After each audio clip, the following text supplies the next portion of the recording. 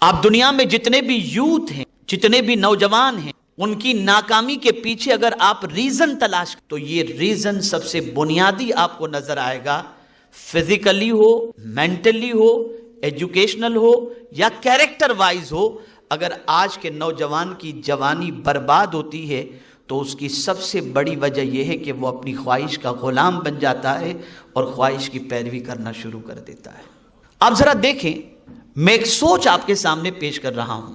وہ بچہ جو بورڈ کے ایگزام کے اندر بیٹھتا ہے، ایس ایس سی کے ایگزام میں بیٹھتا ہے، اور ایس ایس سی کا رزلٹ جیسے ہی آؤٹ ہوا اور وہ جونیئر کالج کے اندر ایڈمیشن کے لیے جانا چاہتا ہے تو سب سے پہلے لڑکا ہو یا لڑکی ہو، اچھے ڈریس بنانے کی فکر ان کو زیادہ ہوتی ہے۔ ایک سوال یہ پیدا ہوتا ہے کہ آپ شادی میں تو نہیں جا رہے ہو، کسی شو میں تو نہیں جا رہے ہو، کالج میں آپ تعلیم حاصل کرنے کے لیے جا رہے ہو، آپ کو ڈریسز کی اتنی فکر کیوں ہے؟ سوچ بدل گئی، امپریس کرنے کی سوچ، متاثر کرنے کی سوچ، لڑکی کو اپنی طرف مائل کرنے کی سوچ، لڑکے کو اپنی طرف مائل کرنے کی سوچ۔ اب جب یہ سوچ بدلی تو وہی بچہ جو ایس ایس سی کے اندر 95% لے کر کے آیا تھا، اگر اس کی سوچ بدل گئی تو وہی بچہ 11th میں جیسے تیسے پاس ہوا اور 12 کے اندر 60 کے اندر پرسنٹیج لے کر کے آیا۔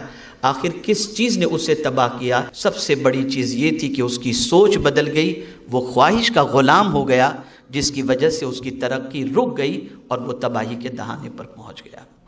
اس لیے اسلام یہ کہتا ہے کہ اپنی ناجائز خواہش کو تم کچلو، تم اپنے ایم کو نہ بھولو۔ اگر تم نے خواہش کی پیروی کی تو تم کبھی دنیا میں اور آخرت میں کامیاب نہیں ہو سکتے۔ اسی لیے قرآن مقدس میں رب قدیر جل جلالہ نے واضح لفظوں میں فرمایا، افرأیت من اتخذ الہہ ہوا، کیا تم نے ان لوگوں کو دیکھا جنہوں نے اپنی خواہش کو معبود بنا لیا ہے؟ یعنی وہ اللہ کی نہیں مانتے، اپنی خواہش کی مانتے، طبیعت جس طرف لے جاتی ہے اس طرف مائل ہو جاتے ہیں۔ میرے پیارے آقا صلی اللہ علیہ وسلم کے پیارے دیوانوں اور طالبات، معزز خواتین، اس بات کو اچھی طریقے سے ذہن میں رکھیں کہ مستقبل میں اگر آپ کو کچھ بننا ہے تو سب سے پہلی چیز جس پر آپ کی توجہ ہونی چاہیے وہ یہ ہے کہ آپ کو اپنی ناجائز خواہش کو کچلنا پڑے گا۔